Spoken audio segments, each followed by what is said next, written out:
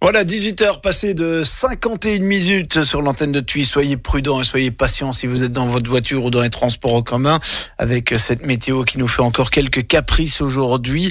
On se retrouve à 19h pour un rappel des titres évidemment. En attendant, voici Jean-Paul Erhardt et son invité pour parler ressources humaines aujourd'hui, comme tous les lundis. Il s'agit d'Hervé Renard, directeur stratégie et création au sein de l'agence PH410, une agence spécialisée, vous vous en doutez, dans la communication RH. Voilà, ce soir, nous recevons Hervé Renard. Hervé Renard, une grande expérience en matière de communication, puisque ça fait déjà quelques années. On ne va pas donner de nombre. Non, on ne va pas se faire de mal. Quand même. Voilà. Bonsoir. Ça fait déjà quelques années que vous travaillez sur le marché de la communication et plus spécifiquement sur celui de la communication RH. Oui. Alors, la communication RH, peut-être en quelques mots, aujourd'hui, vous gérez une agence qui rend une série de services à des clients qui veulent se positionner sur le marché de l'emploi. C'est un bon résumé pour la communication RH ou c'est plus large que ça ? C'est parfait. Je suis tombé dedans quand j'étais petit, donc il y a quand même plus de 20 ans, et c'est vrai que j'ai commencé comme créatif, et au fil du temps, le côté stratégique s'est inscrit, et on s'est rendu compte en fait qu'en communication de ressources humaines, il y avait pas mal de choses à faire, pas mal de choses qui pouvaient évoluer, qui pouvaient changer, qui pouvaient au fil des ans se marier avec de nouveaux médias et de nouvelles tendances, que ce soit des tendances créatives, que ce soit des tendances stratégiques ou tactiques. Alors la belle grosse question justement, ces nouvelles tendances aujourd'hui, c'est quoi ? On a le sentiment, et on est les premiers à plaider pour la cause, que la communication RH c'est un phénomène, c'est une discipline en expansion. Mais quelles sont justement les nouveautés en la matière ?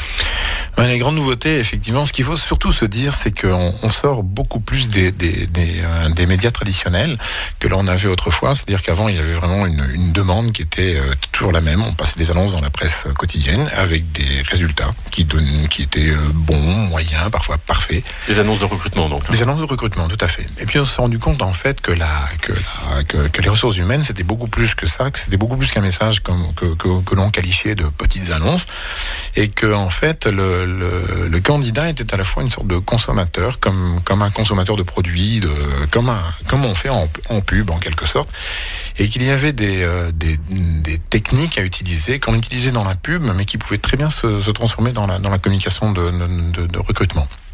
Notamment, c'était les premières idées, je parle de ça il y a une bonne quinzaine d'années, où l'on parlait de communication, de positionnement d'entreprise. En fait, on essayait de positionner l'entreprise en tant qu'employeur. C'est-à-dire qu'on essayait d'aller au-delà du message tactique en disant on cherche un ingénieur ou on cherche un informaticien, mais essayer de vendre d'abord une sorte de culture d'entreprise, une souveraineté que l'entreprise avait.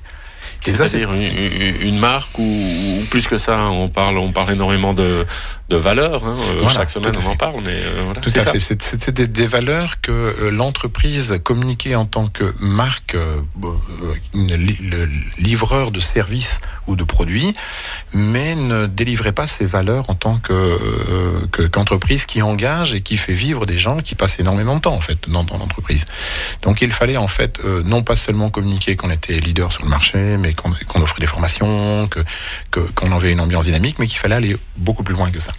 Et donc il y a une quinzaine d'années, on appelait ça le corporate employeur, le positionnement employeur, et on a commencé à essayer de mettre en place cet outil de communication qui était d'abord positionner l'entreprise en tant qu'employeur, et ensuite tactiquement présenter les jobs qui sont disponibles, mais surtout donner envie d'aller à quelqu'un de quitter son poste où il est maintenant pour aller travailler dans une entreprise. Et donc en fait essayer de comprendre pourquoi il se lève le matin, qu'est-ce qui le stimule, qu'est-ce qui le fait bouger, et pourquoi il va démissionner dans un job où il est bien ou moyennement bien pour pouvoir aller dans une autre entreprise avec les risques que ça comporte évidemment. Alors vous faites une petite comparaison avec la pub. Aujourd'hui, on a le sentiment effectivement que les disciplines se rapprochent, qu'on utilise un peu les mêmes techniques. Effectivement, notamment ça se traduit surtout d'abord parce qu'on a recommandé ce que l'on faisait en pub, tout ce qui était utilisation d'outils d'analyse, donc analyse de marché, c'est quelque chose qui était assez peu utilisé en communication ressources humaines. C'était de comprendre la cible, ça c'était le plus important. On a toujours des termes guerriers en pub, donc la cible, donc on essaie de comprendre pourquoi elle se levait le matin, essayer de comprendre ses motivations, ses freins et la perception qu'elle avait de l'entreprise où elle était censée solliciter. Et ensuite, on s'est rendu compte qu'il y avait toute une série d'outils de communication qui n'étaient pas utilisés. et qui pouvait être très bien utilisé à condition qu'on le calibre en fonction des ressources humaines. C'était notamment la radio à une certaine époque, l'affichage, le direct marketing, et puis bien sûr l'arrivée de... Mais aujourd'hui, les réseaux sociaux. Les réseaux sociaux, puis d'abord l'Internet. C'était la grande apparition de l'Internet avec les sites emploi, qui étaient des sites destinés à des candidats qui cherchent un emploi. Et puis ensuite, on s'est rendu compte que l'outil Internet qui est utilisé en pub pouvait aussi être utilisé en ressources humaines et utiliser tous les moyens en fait qu'on utilise en Internet. Et bien sûr, les réseaux sociaux qui ont subi ces quelques dernières années, en tout cas depuis 2 ans, je dirais, vraiment une grande évolution. Et là où on pouvait combattre, notamment, pour ne pas le citer, Facebook, on se rend compte que Facebook pourrait devenir un outil intéressant en communication, mais pas le seul. Parce que Facebook a une façon d'être utilisé, s'il est bien utilisé, peut être intéressant, mais ne peut pas être utilisé seul. Il doit être en complément. C'est ce que nous, en tout cas dans l'agence PH410, on recommande, c'est ce mix média. Mélanger les différents médias, le cross-média comme on peut l'utiliser parfois aussi. Essayer d'utiliser chaque média comme un support d'un autre média. Donc, alors, mélanger avec quoi? Les réseaux sociaux plus les réseaux sociaux plus le vrai Internet, que ce soit en display, dans ce qu'on appelle les leaderboards, les outils que l'on trouve qui irritent parfois. Sur les sites traditionnels, tout à fait. C'est utiliser bien sûr tout ce qui est référencement naturel, tout ce qui est ce qu'on appelle les mots-clés, c'est-à-dire que quand vous tapez un mot, sur le côté apparaît un petit texte sur lequel on peut cliquer. C'est tous ces outils-là qui permettent de suivre le comportement et de suivre surtout la cible et de pouvoir vraiment le toucher là où il est maintenant. C'est bien sûr la radio, qui est un outil effectivement fabuleux avec lequel on peut vraiment travailler en profondeur, avec lequel on peut faire passer des émotions. Le mobile, le téléphone aussi, c'est une tendance? Les mobiles, le téléphone, c'est encore assez récent. En tout cas, notamment au niveau des ressources humaines. Il y a moyen. On se dit demain, on va recruter par SMS. On pourrait recruter par SMS, mais le message, en fait, il faut savoir que le message est tellement puissant. C'est comment en pub, on a des produits à forte et à faible implication. Il y a des produits à forte implication a besoin d'un certain rationnel, une certaine explication. Ce qu'on a en ressources humaines, on change pas de job comme on achète un pot de yaourt en fait. Et donc il y a un comportement, il y a un risque énorme à changer de job, donc on a besoin d'un peu plus d'informations. Donc la radio joue un rôle, une petite étincelle, mais à côté de ça, il faut du contenu. Ce qu'on a encore pas pour l'instant retrouvé en mobile, mais on pourrait très bien imaginer d'autres utilisations. Pour l'instant, c'est encore assez tôt, et puis il y a ce côté aussi intrusif aussi qui peut encore déranger aussi. Donc on est en ressources humaines encore un peu trop tôt dans ce modèle, dans ce monde-là du mobile.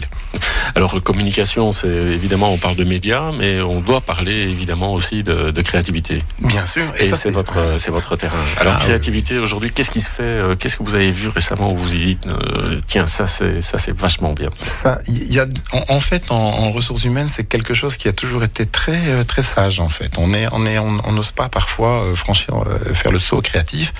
Et ce que nous, on essaie de recommander chez PH410, c'est d'essayer justement de passer ce saut créatif. Et en radio, on a eu quelques bonnes expériences maintenant où on a lancé véritablement un dialogue et c'est vraiment aller au-delà de ça. Et surtout, avoir un langage empathique et ne pas dire, nous, entreprises, on cherche ceci, mais vous, inverser le dialogue en fait, en quelque sorte. Trouver les motivations qui vont stimuler un candidat et les mettre en avant, à condition bien sûr que ça corresponde à ce qu'on offre à l'intérieur de l'entreprise. Alors justement, peut-être pour terminer, qu'est-ce que vous avez détecté aujourd'hui comme motivation nouvelle, qui sort un peu des sentiers battus, qui sont pas les motivations, c'est pas le salaire, c'est pas l'ambiance de travail, mes collègues sont sympas. Est-ce que vous avez découvert sur une campagne une motivation où vous dites, tiens, là on a fait une différence? Il faut quand même être très sincère, c'est très rare d'avoir ce qu'on avait autrefois en pub, ce qu'on appelait l'USP, c'est-à-dire que la proposition unique et vraiment ça devient très difficile. Donc en fait, il faut parfois plus créer des univers, travailler dans les valeurs de l'entreprise, mais essayer dans ces valeurs de les mettre en évidence et exercer ce qu'on appelle en communication un droit de préemption. Donc c'est vraiment se mettre un peu, créer un univers en disant cet univers nous appartient. Et ça, c'est un peu plus. Alors les tendances, évidemment, c'est dans une période de crise, on a senti vraiment une évolution où autrefois l'ambiance était prédominante. Maintenant, on sent quand même un besoin de sécurité. Malgré tout, il y a la crise qui devrait se terminer. Et là, c'est un message un peu qu'on peut lancer au directeur des ressources humaines, c'est leur dire attention, il y a l'après-crise. Et l'après-crise, ça va être terrible. Il y a une masse de candidats valables qui va se libérer sur le marché. Il y a une masse de vos collaborateurs actuellement qui sont prêts à un moment ou à un autre vous quitter. À bouger, ouais. À bouger. Et c'est vraiment, ils sont sur les starting blocks, ils sont prêts à vous dire, écoutez les gars, merci, on a bien bossé, mais maintenant on va se casser. Et ça, c'est un message qu'il faut lancer. Et si on se prépare pas maintenant au niveau des ressources humaines, notamment en HR branding, certaines entreprises risquent d'avoir de sérieux problèmes au niveau de la communication et du recrutement. Un DRH averti en vaut deux, donc. Un DRH averti en vaut deux, parce que, et en plus, je dirais, la communication externe, ça veut dire aussi qu'il faut communiquer en interne aussi. C'est clair, c'est la base. C'est clair. Voilà. Et Werner, merci beaucoup. Je vous en prie. Bonne soirée. Bonne soirée. Twiz, il est 10.